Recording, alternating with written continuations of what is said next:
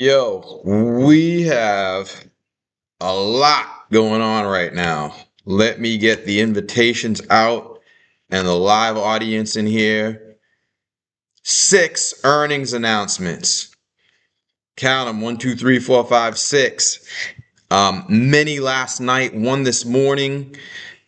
Are you making the right reaction to those earnings announcements? That's what we need to go through, because it's not about the numbers on the headline. A lot of you look at we get this company beats on the top, beats on the bottom, misses on the top, beats on the bottom, guidance this, and those are like basically 4 numbers: revenue, EPS, guidance, revenue, guidance, EPS. And that's supposed to tell us the whole story of what happened to a company in the past and what is going to happen to it in the future. Bullshit. That's not how it works. That's not how you become a millionaire. That's why only 1%, the 1%, that's why there's only 1% in the 1%, because the other 99 are misguided, not told the right things to do. Let's get the audience in here so I can walk you through what's actually going on here. Share the invite that I put out on X and StockTwits. So we need an audience here. If we don't have an audience, we don't have a show. I don't care, right? Because I can just let these stocks move any way they will, and then I'll play them like a grand piano instead of helping you figure out how to do that. We don't have enough people in here right now, so but we're getting there. The numbers are coming up. I know it's a surprise edition, so I'm not going to hold you to the same standards, team, #team, but you got to get that invitation out there. All right, there we go. There we go. Here comes the numbers. While we're waiting for the numbers to pick up to the level that I'd like to see from y'all, I got to put this on the screen. By the way, we're going to be talking about IDN, IntelliCheck, VTSI, VirTra. TSSI is tomorrow. Intermap is tomorrow. KRMD was also last night. SNES and STech was a few days ago. And Geodrill just announced, and we're going to see how the market reacts to that. Don't react to that.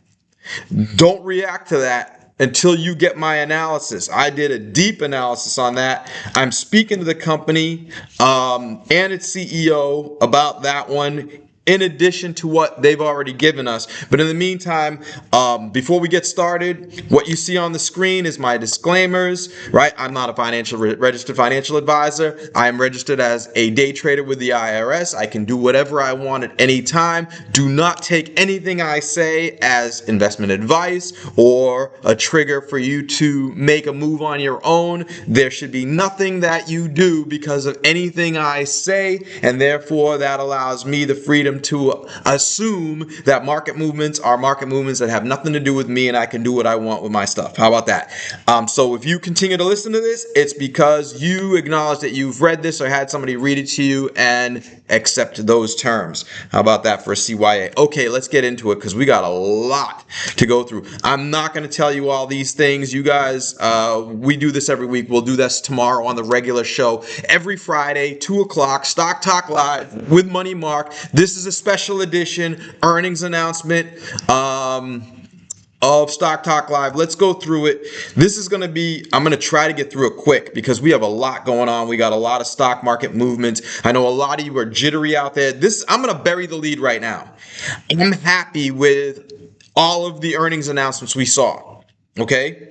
And there's 2 of them that maybe y'all aren't so happy with, Geodrill and Izea. I'm going to explain to you why you should be fine, if not excited, about those 2 results themselves. Okay? So reacting to those now, the reason that I'm coming live right now is I remember what it was like when I wasn't a 1%er. And I would see the top line or the bottom line results and say, oh my God, they missed. And I'd sell. And it was the wrong move. I'd sell the stock down 10%, and it ended the day up. How did that? I'll be like, how did that happen? I sold down percentage, now it's up. It was the wrong move because I wasn't taught. I wasn't learned at the time on how to analyze these reports and what it means for the future of the company. Okay, so I'm here to give you that analysis. By the way, I'm not gonna even, it's so funny. You got to give me a second here because I gotta buy some things. I gotta buy some, like these reactions that I'm seeing out there, and hopefully it's not you guys, because when I used to get out of a name, I wasn't like, if I found out I made a mistake getting out of a name, a lot of times I wouldn't get back in because I just sold it. Why would I go ahead and turn around and rebuy it? Okay, so there's some really dumb reactions going out there in the marketplace right now, and I am right now placing bids, if not actually buying these names, because people are getting it all wrong. And let me walk you through it right now. That's what we're here for, right? But I want to make a little bit of money first because I already did the analysis. I'm going to give you the analysis. I should take advantage of that a little bit myself beforehand. Sorry. I'm going to do one more here, and we're gonna get started. And I'm probably I am gonna start with the one that I think is getting the dumbest reaction first, right? So I can help you guys with those kinds of things. Good Lord, this is amazing. All right, so we got to skip ahead. We're gonna go right to Geodrill, okay? And I need to go into.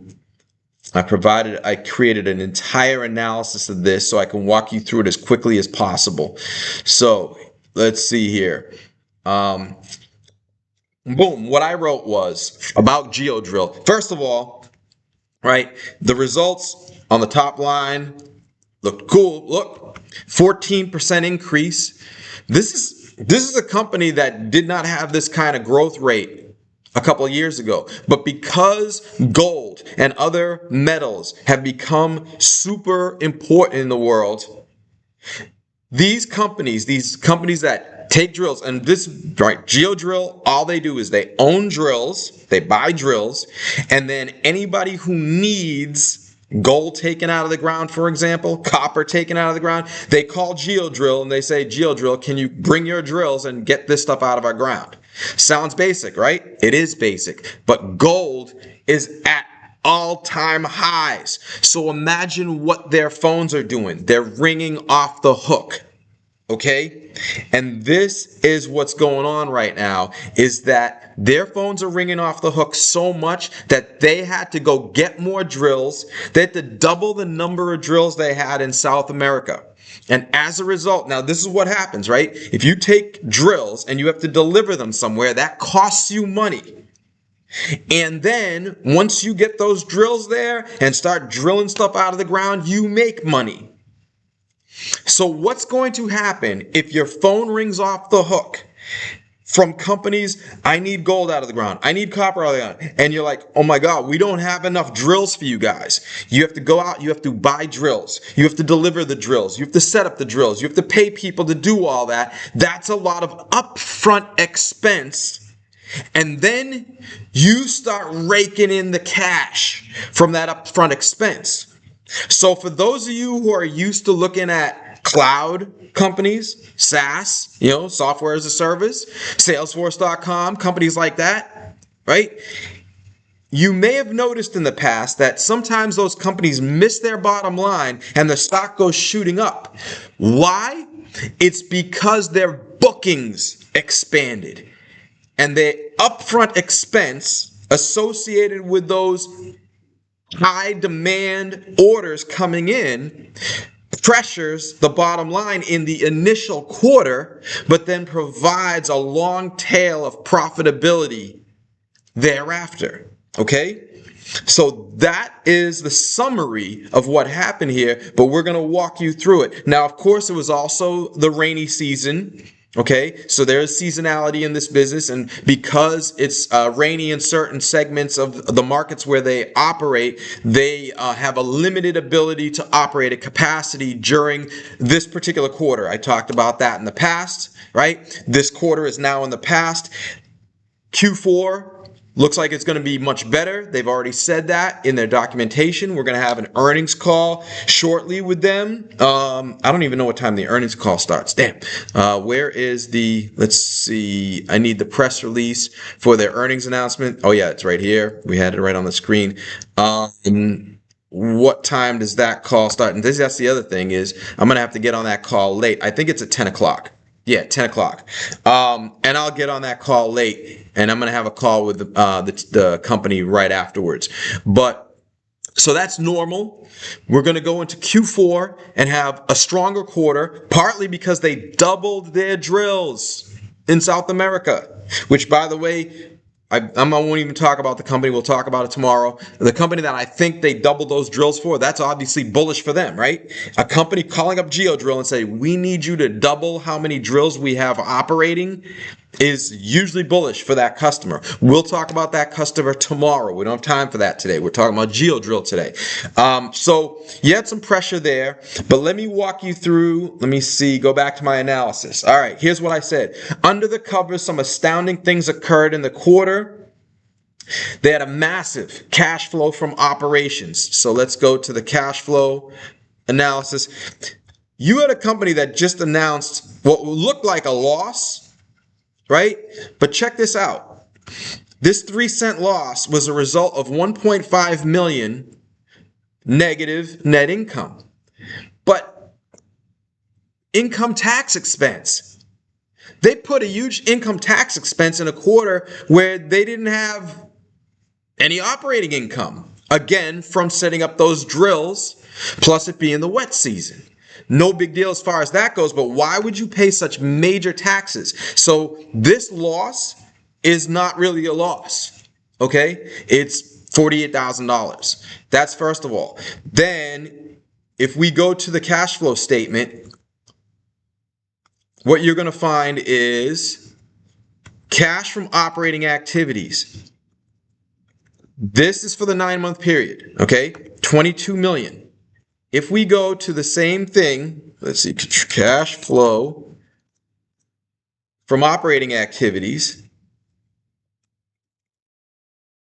8 million in the first 6 months. The first 6 months of this year. Let's go to the chart, by the way. Let's see, it's under GEO.TO, GEODF in the US. Okay, this stock has been doing this year, going up, up, up, okay, as it should be. Oh, by the way, I meant to tell you, this was the result of when they made a massive restructuring to create this, okay? This is not a massive restructuring. This is a new set of orders coming in to the business, all right? So we don't have to go through this to have more of this happen, right?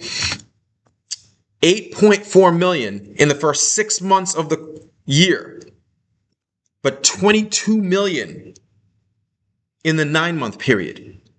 They went from 8.4 to 22, basically 22.4 in one quarter. They added 14 million of cash flow from operations in one quarter when it took them 8.4. It took them 6 months to get 8.4.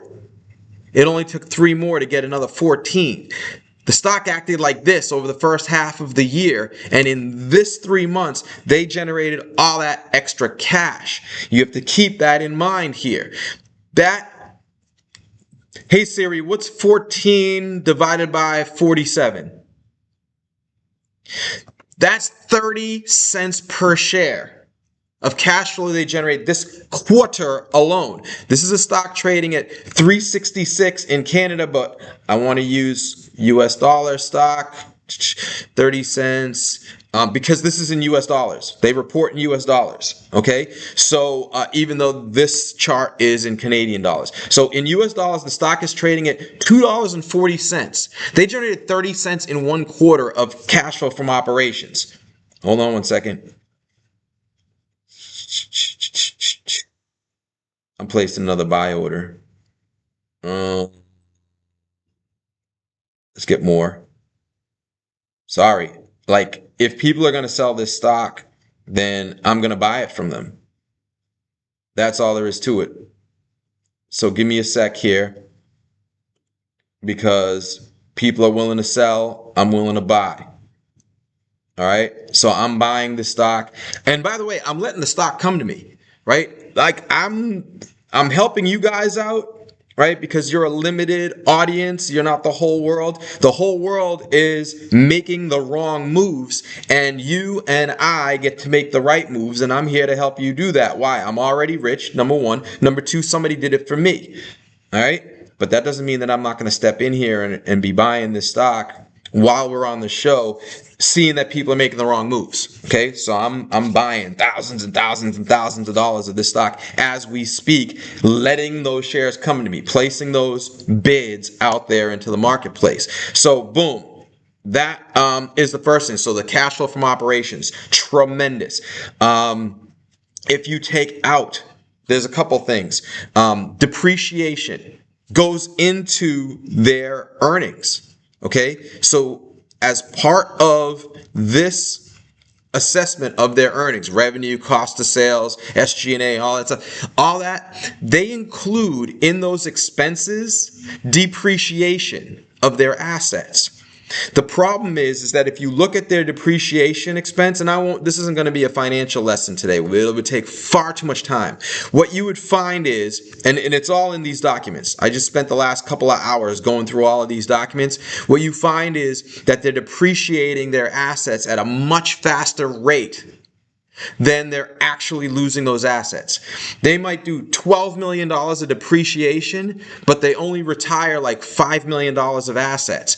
That means that they are putting way more expense on the income statement than they need to. That's highly conservative, and by the way, a little deceptive, because what looks like a 3-cent loss in my estimation is really a 3-cent profit if we're looking at the real world of what's going on. And in fact, I got a contact back from the company.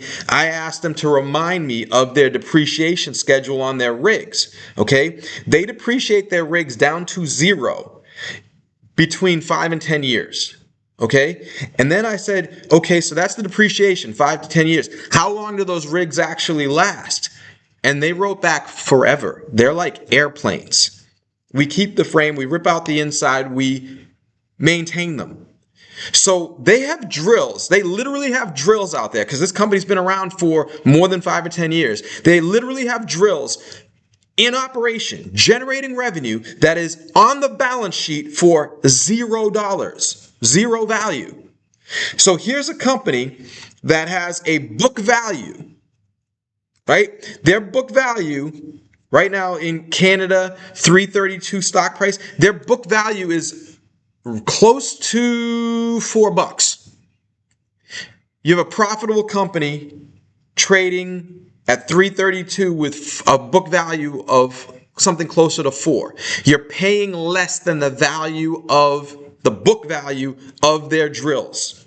You're getting the business, the CEO, the profitability, the customers, the long-term contracts for gold and copper for free, and paying a discount for the drills. You just pay for the drills. Oh wait, you don't pay for the drills because we're trading at a discount to the value of the drills. Meanwhile, Geodrill is going out into the marketplace and paying full price for new drills because their phones are ringing off the hook. Make that make sense. Okay? These are the things you need to assess. Now, I'm not saying that the stock should be up 10% today, because there's going to be sellers, right? So let those sellers come to you. Place your bids out there. That's what I'm doing. I am accumulating shares of this stock as we speak, buying more. Boom. Okay? Because I'm buying drills at a discount and getting a whole business for free.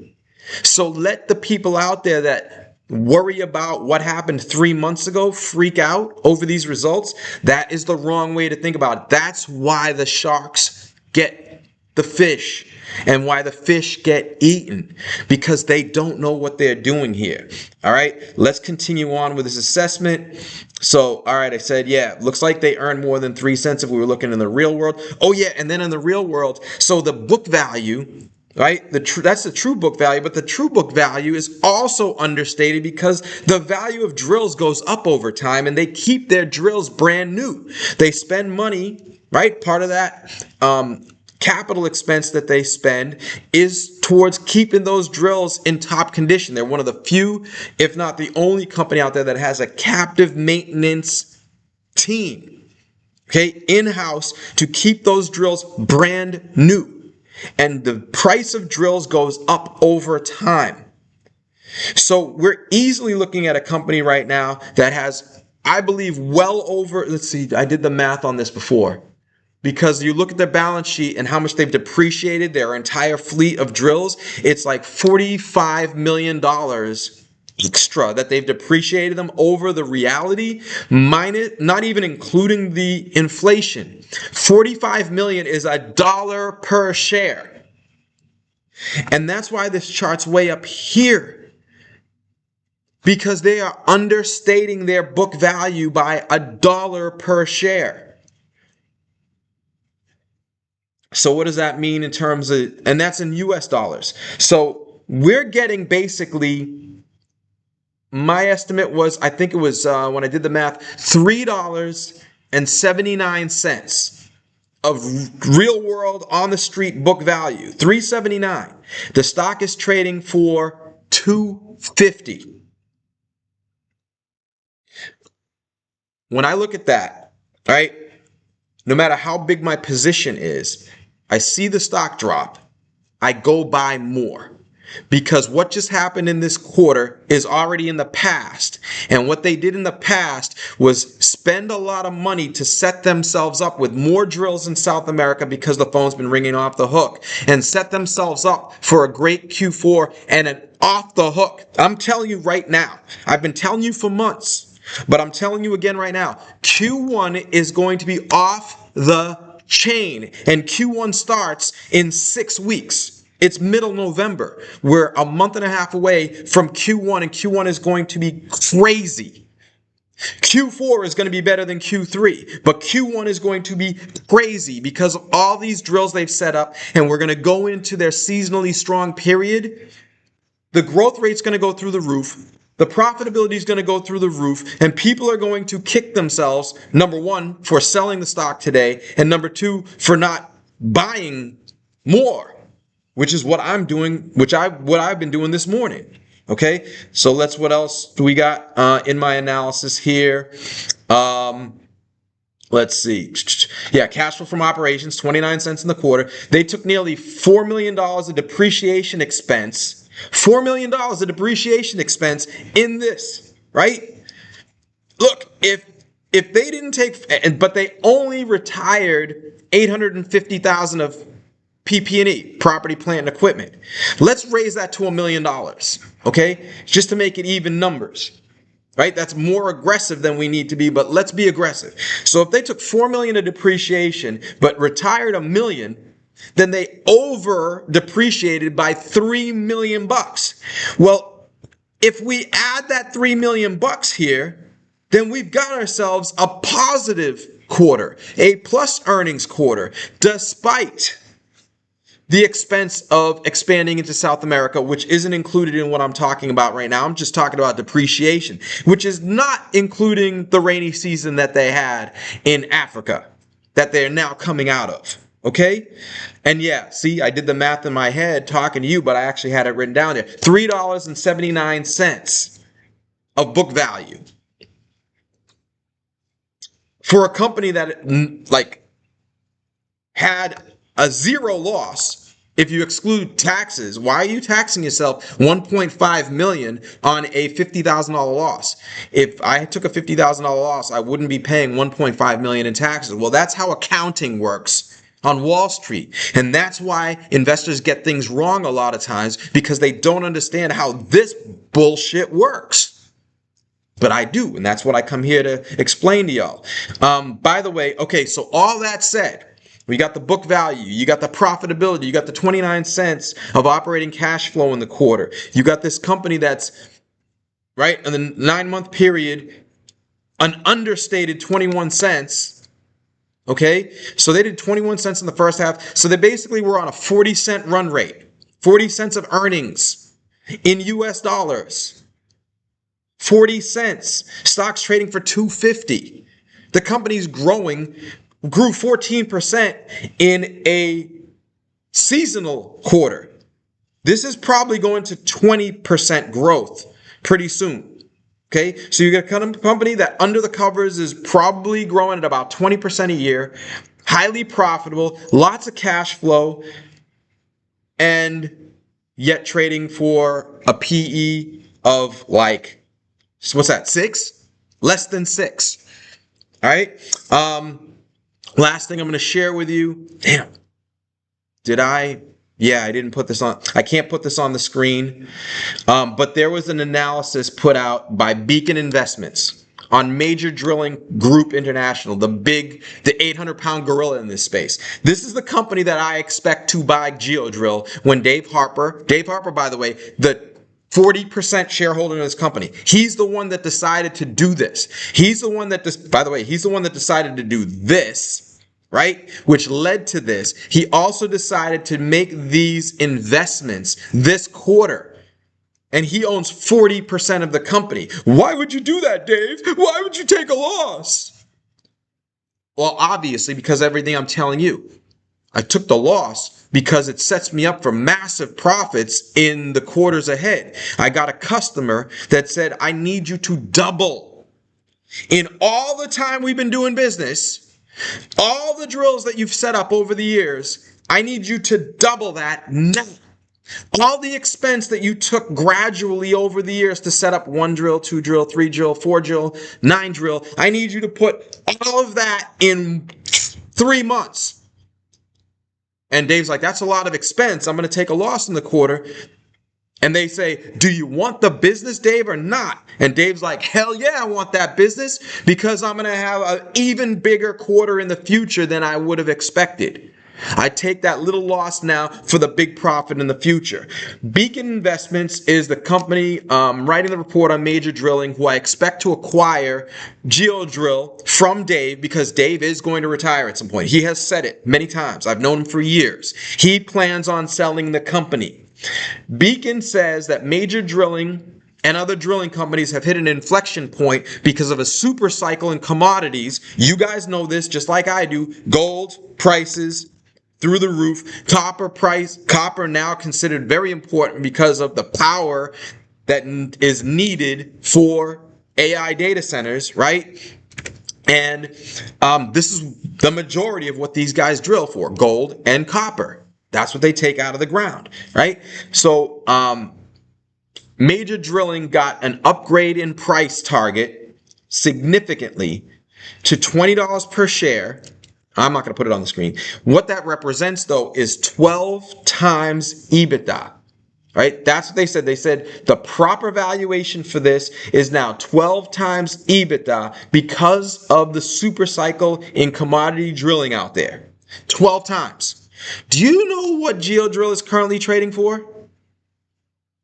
3. And in order for them to trade at the same 12 times, the stock needs to quadruple, right? They're trading at 3 times, not 12 times. And to trade at 12 times, the stock has to go up 4x. That's $10 per share. That is not reflected in my risk-reward chart. Nor will it, by the way, because I'm not here to pump stocks. I'm here to tell you the truth. I got this $6 here. Why do I have $6? Because... And by the way, oh yeah, and this is Canadian. This actually does need to go up. What we need to do here is this. Create parallel line. We need another line here, right? And we're going to lower the, boom. All right. This line, this is the M&A line.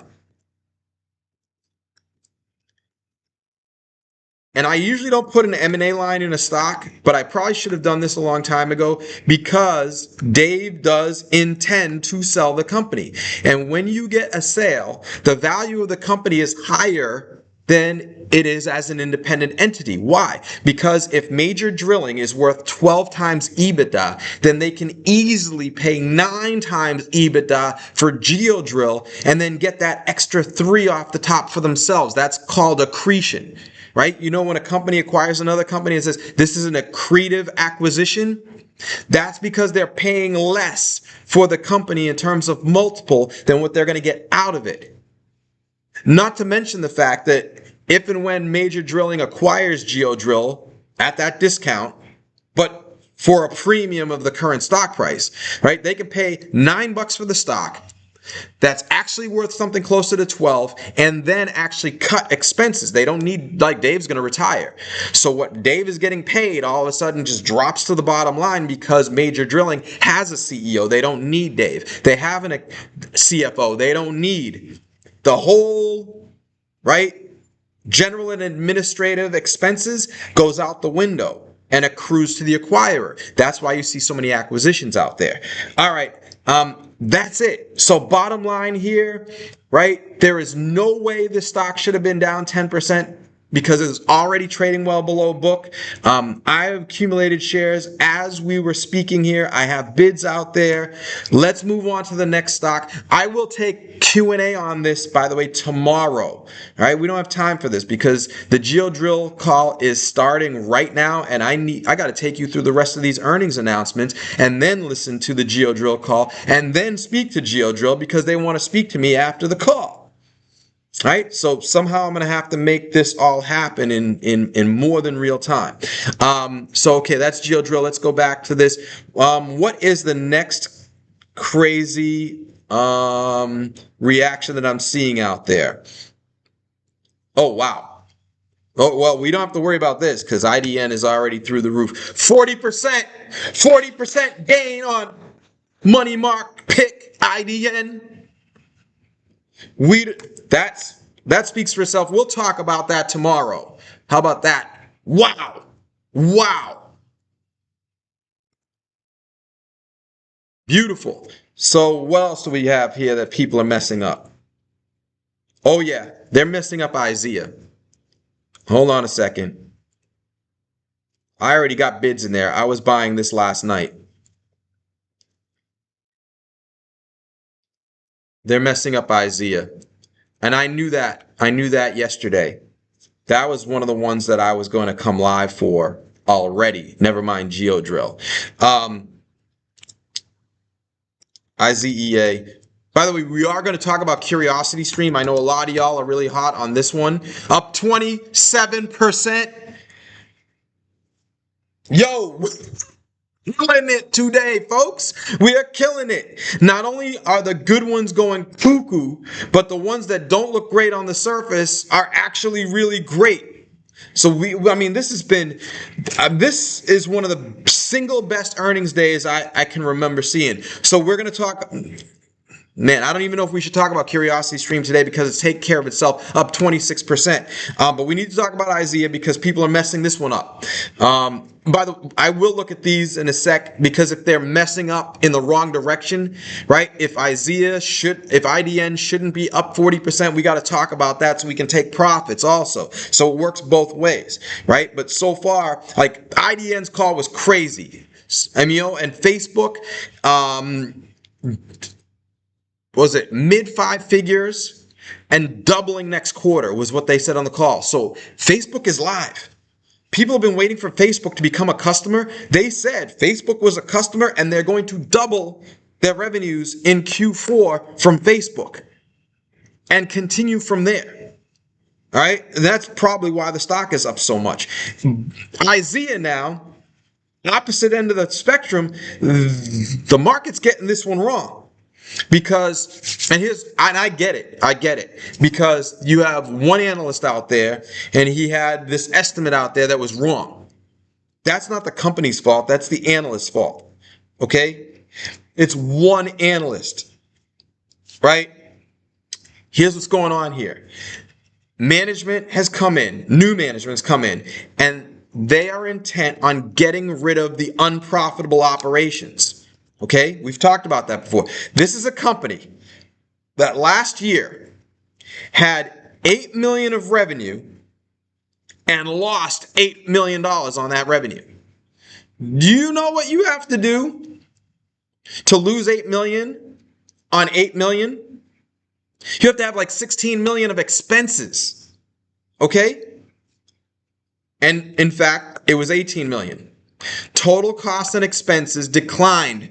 This quarter declined 54%. They cut half of the expenses because last year they used $18 million to generate $8 million of revenue.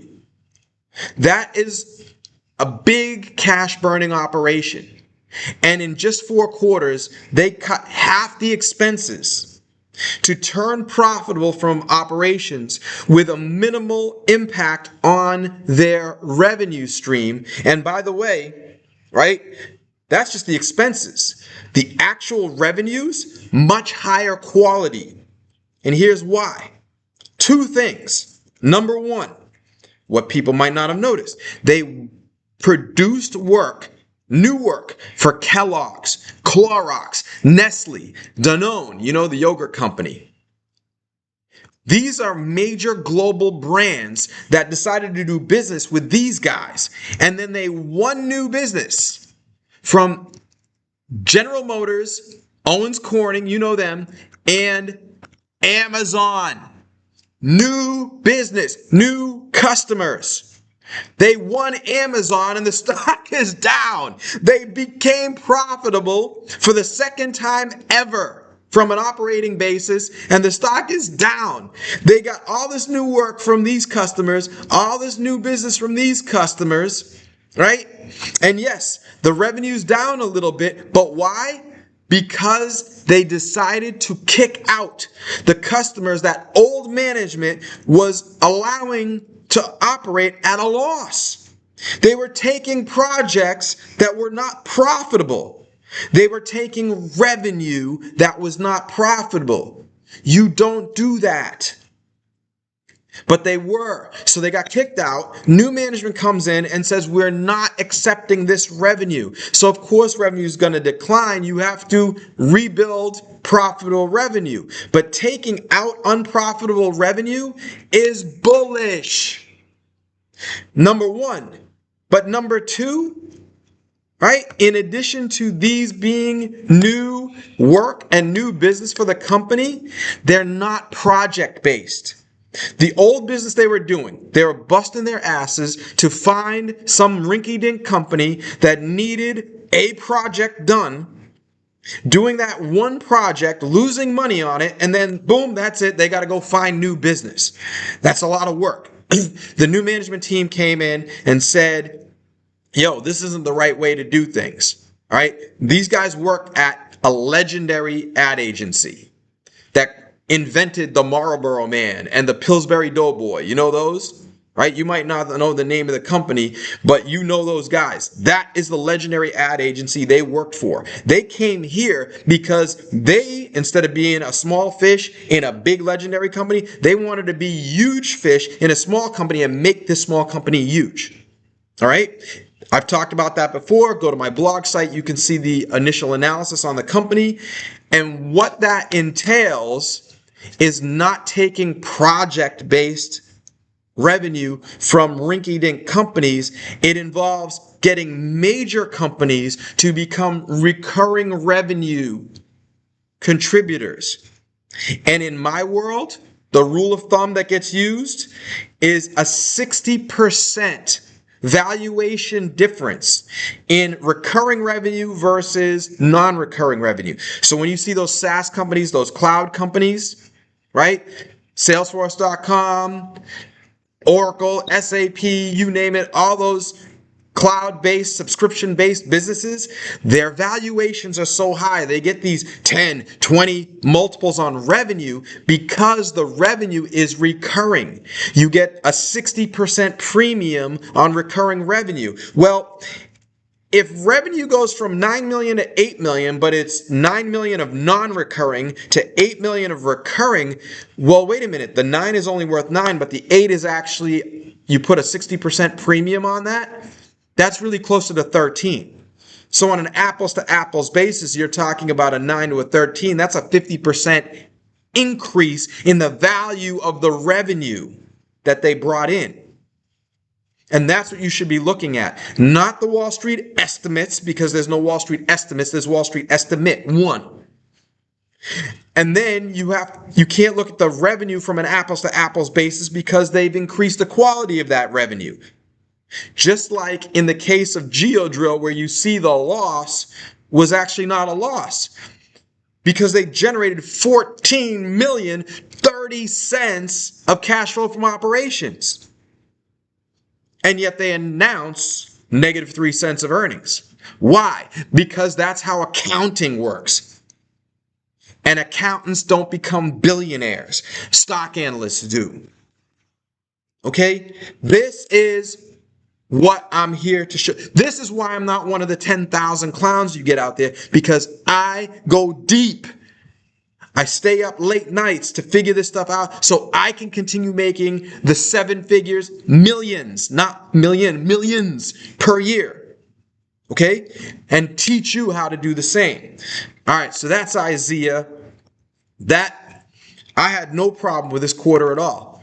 Because look, these are now going to be customers in addition to Warner, right? Time Warner, because they worked on the F1 movie, the Barbie movie, the Superman movie. These guys are like, they're monsters that just haven't been fully formed yet, right? And when you do the math on the revenue that they're generating right now and the growth that I expect, we're looking at a company that should be generating 30, 40, 50, 60 cents of earnings in the next couple of years, growing rapidly. What do you value a company? And by the way, these guys have $3 of cash. So you are not, the current stock price is $4.75, but the stock price is not $4.75. It's $1.75 because they have $3 of cash and a buyback in place. Don't be surprised if they start buying back stock 3 days from now. There's a blackout period. Okay, so because of a blackout period, they cannot buy back shares until after they've announced earnings and have some time that passes, about 48 to 72 hours, right? So $3 of cash. You're only paying $1.75 for the stock, and I've got them starting to earn going forward 30, 40, 50, 60 cents. If you are generating, if they generate 30 cents next year, going to 60 cents the year after, they'll be growing at 100%, putting up 60 cents of EPS. What PE do you put on that? If you put a PE of 20 on that 60 cents, that's $12 plus the $3 of cash, that's 15 bucks. So if you wonder why my risk reward chart, let's put it in, looks like this. That's why. That's why. And the technical channel remains intact. This is a buy right now on multiple levels. We're low in the risk reward range between the green and the red. We are at the bottom of the technical channel. They increased their profit, the value of the revenue that they brought in, higher quality revenue. They signed Amazon, GM, and Owens Corning as new customers. And they hired guys, executives, Steve Bunnell, right, and John Francis, to be the VPs of account management and revenue operations, people who worked at legendary firms. And they haven't even gotten started yet. These are new hires. What do you think's going to happen once these guys get rolling? This is real analysis, okay? Let's keep going. VirTra. Good Lord. All right. There's what we got right there. Here's the quarter they put up. This quarter looked like crap on a year-over-year and Wall Street estimates basis because they only announced, what was it? 5.3 million in revenue, down 30% year over year. But wait, because I don't care about revenue recognition for this company. What matters for this company is bookings, because the bookings become revenue. See, this is the thing that 99% of people don't understand, is that you need to know what is important to look at in each company. Okay? Remember what I told you about Salesforce.com? I remember when Salesforce.com reporting a greater than expected loss, but the stock going up because the bookings were monster, and bookings were what really mattered. But wait a minute, it's so funny because when you see the little headlines that go across on Twitter or whatever, right? Revenue, slight beat. EPS, miss expectations. Stock down 9% in after hours. And then the next day it's up 20%. Why? Where was the word bookings in that tweet? It wasn't there because people don't understand bookings. People understand revenue beat and EPS beat, because that's what you've been programmed by CNBC, dumbing things down to the least common denominator to the point that it is worthless. This is where professionals come in. 8.4 million of bookings. Let's go to the spreadsheet, Jack. 8.4 million of bookings represents the sixth greatest quarter of bookings in the history of this company. And this is a company that has had a rough go of it. Look at all these horrible numbers that they had in 27th, 17th, 12th, 19th. They've had a string of really bad results. And now, after 6.4 in Q1, 4.6 in Q2, they put up 8.4 million of bookings in this quarter. Not spectacular, only sixth all time, but not as bad as the last two quarters, right? And certainly way better than the revenue that they recognized. That tells me that this company is finally starting to get out of this rough patch. All right? Now, I'm not saying this stock should be going through the roof right now. I'm here to tell you all the truth, right? You're hearing my excitement about certain things, and I'm gonna be blunt about others. They still have a lot to prove, but they generated a massive amount of bookings that's going to accrue into revenue going forward. Plus, you have the government shutdown, the threat of the shutdown, the budget issues, all these things that have created delays. And when I listened to the earnings call, which almost nobody does, it was really clear that their pipeline is very strong right now. And the only issue going on is that they've got to get their sales force up to snuff. That's a real problem. That's their problem. That's why I will not say these guys are operating on 4, 6, 8, or 10 cylinders yet. But they were operating on 0 cylinders. And now the engine actually has started running. They're operating on cylinders now. Well, they got to get their sales force up and running in a better way, and they just need their customers to get the go-ahead, right? Government shutdown, all that, delays in funding programs, and all that stuff. That is now starting to loosen up. So now you're going to see that pipeline that's been building finally start to manifest in more, what's this? Bookings. Okay? So there's that one. We could talk about more of it tomorrow. Let's do the rest in order. What do we got? KRMD. Let's see what the reaction to that one is. Oh, that's a good reaction. That's a good reaction. 15%. And justified. 27% growth. Beating expectations, raising guidance. There's nothing for me to say here because I think that's the right reaction to what happened here. In Core Medical, we'll talk more about that one tomorrow. So I want to get to that Geodrill call. I just realized that I can't talk to Geodrill at 11 because I'm talking to Izea at 11. Mamma mia. What do we got here? What's next on this docket? IDN, that one's through the roof, so we don't need to talk about them. VTSI, we talked about them. Curiosity Stream, that one's through the roof. We don't need to talk about them, but just so you know, who was it? Who was it? Your buddy Money Mark that came here, what was it, 2 days ago?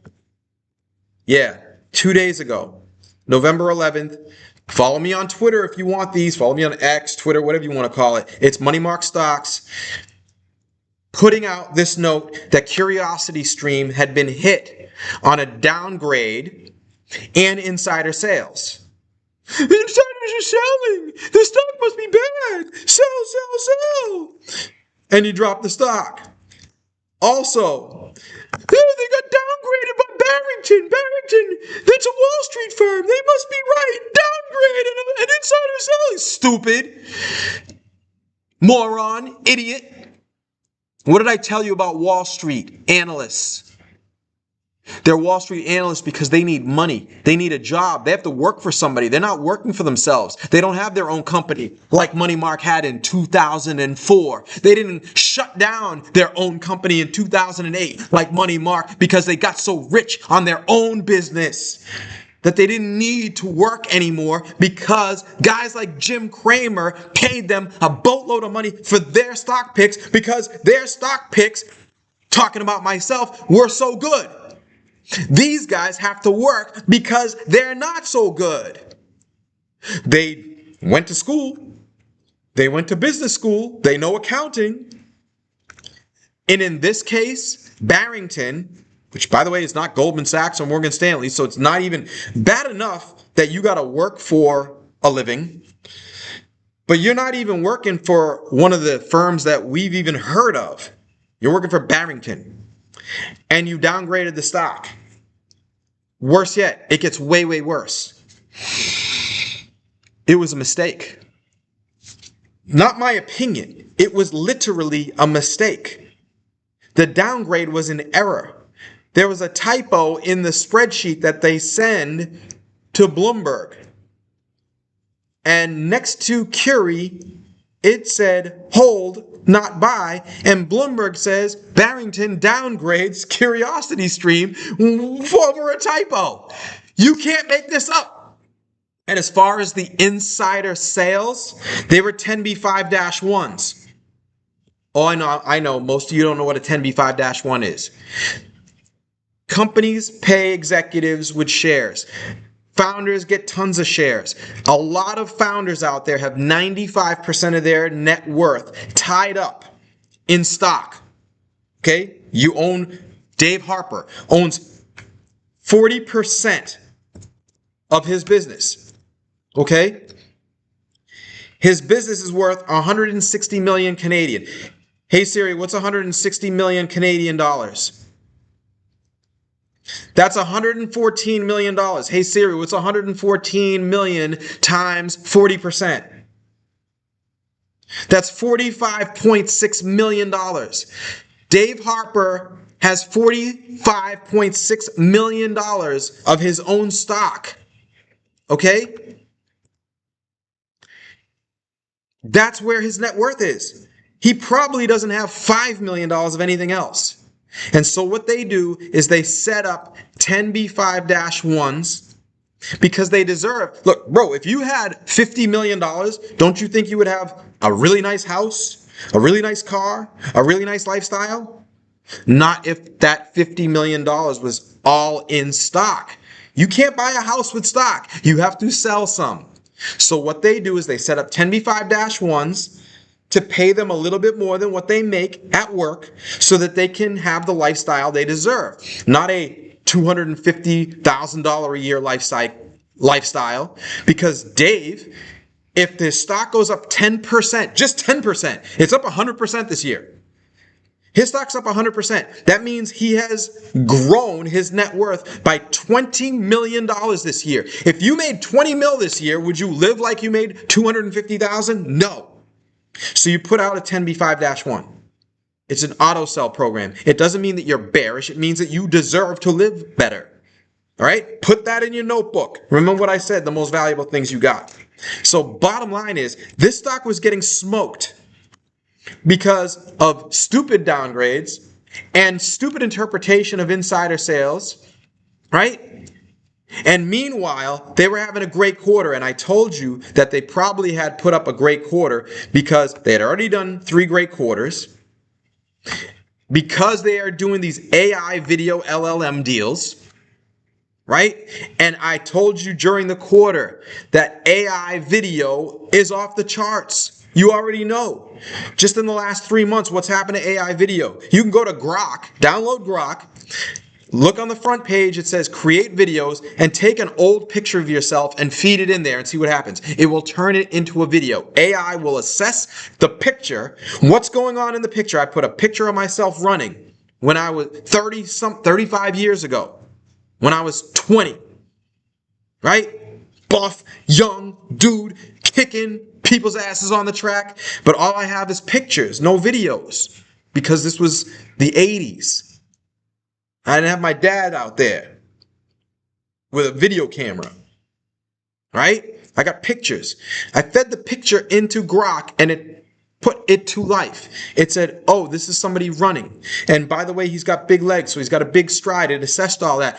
And bro, it looked like me running. The video looked like me running. This is what AI can do. And we're just getting started. I told you there's going to be a motion picture coming in February, completely AI generated. Okay? We are moving into the era of AI video, but it's not great. It's not perfect. It's not perfect. You guys have hopefully seen for yourself these AI videos they're far from perfect.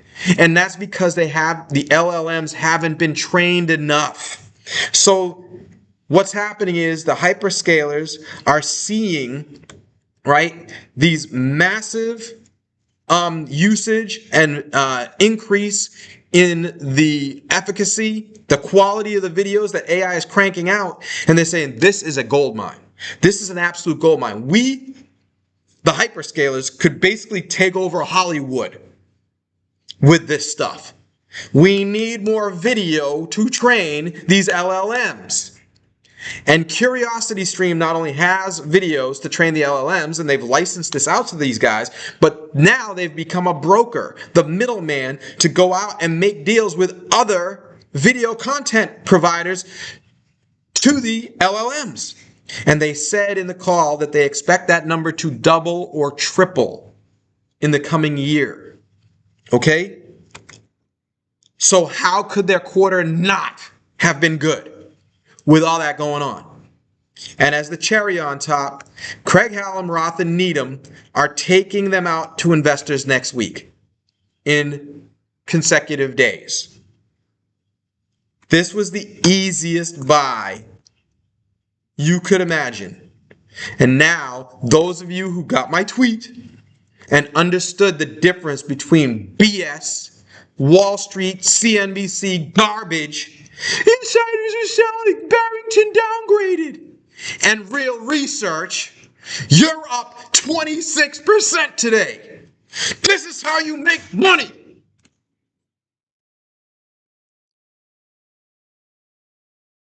Izea we talked about. VirTra we talked about. Sinestech, we don't need to talk. We'll save that for tomorrow. We'll save Geodrill's giant customer that's doubling their drills tomorrow. We'll talk more about AI tomorrow. We're going to have TPCS reporting earnings tonight. We'll talk about that tomorrow. We have TSSI reporting results tonight. We'll talk about that tomorrow. We have Intermap. These monsters that I've picked for you this year. There's your Intermap chart. Money Mark gave this to you. TPCS chart. I told you about the clear out trade here. We have the green line here. Money Mark gave this to you. We have TSSI. I gave this to you at 2. I told you to get out at 20. It's now 16. Money Mark gave this to you. And by the way, I told you there's a good chance. Did I start buying this stock yet? I told you that I am going to buy some TSSI today.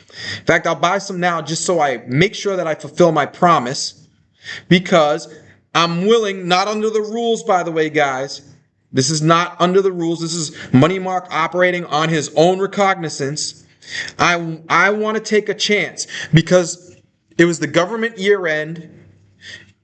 Dell has a monster government business, and TSSI is Dell's top partner when it comes to government business. I think it should have been a good Q3. I'm willing to take a small risk on that. Just bought some shares. right? I'm willing to make a small bet on that. If it fails, this company is probably done. Okay, this is a critical earnings announcement for TSSI. They are either going to impress us and give us hope for Q4 and beyond. Just hope, by the way. It's not going to change my mind about the fact that Dell built a facility, opened it in May, that's 3 times bigger than TSSI's new facility, which is 2 times bigger than their old facility. But from what I understand, they are hiring more people for their old facility, which means utilization should be good. That gives them hope of being maybe in the future something more than Dell's bitch, which they need to do to get a valuation greater than 20 bucks. That's why the red line's here. I cannot move this red line until they prove something that I think might not be provable. In the meantime, though, if they do have a strong Q3, there's hope. If they don't have a strong Q3, I don't think there's any hope. And so I can get rid of those shares immediately and maybe short the stock, because these lines will break and the stock could be heading down $6+. Okay? So be careful. Be careful, because this is a critical quarter in their history. And I'm not making a call on it, but the preponderance of evidence says it's worth a little bet. All right? We're going to talk about that and how it turned out tomorrow. We're going to talk about Intermap and how it turned out tomorrow. We're going to turn about TPCS and how it turned out tomorrow. And everything I talked about today, I'm going to answer all your questions tomorrow at 2 p.m. As always, because it's usually Friday, but today it's a surprise. Oh, and by the way, I forgot to tell you, hit the thumbs up if you like the fact that somebody who has gone from literally making $0, being a loser on Wall Street. I lost money my first 3 years. I was near homeless. I was living in a basement, not a basement apartment. I am now living in a penthouse next to guys you know, billionaires, on Miami Beach. If you like that, somebody that has that story, that somebody that built that much skill thanks to his mentors is now willing, unlike other rich people, to help you for free. No subscriptions, no sponsorships, no advertisements, no nothing, no tricks. I'm just here to share with you because somebody shared with me. Somebody turned me from near homeless to a multi-millionaire, 7-figure a year mother, you know what? And I'm afraid that God will run me over with a bus if I don't share this. That's karma. I'm here for karma. And all I need from you is that thumbs up. You don't hit the subscribe button, but if you hit the subscribe button and the alert bell, well, when Money Mark does a surprise video like this, you're going to make money because I'm going to give you money-making information. And remember my disclosures, this is all a parody, this is all a clown show. I don't mean any of this. This is all for entertainment purposes. This is all a joke. Haha, just kidding. Okay? But tune in tomorrow when it's Friday. It's Money Mark, and it's going to be Stock Talk Live. Have a good one, y'all. Take care. Go and do the right thing. Go and do the right thing. There is money to be made out there.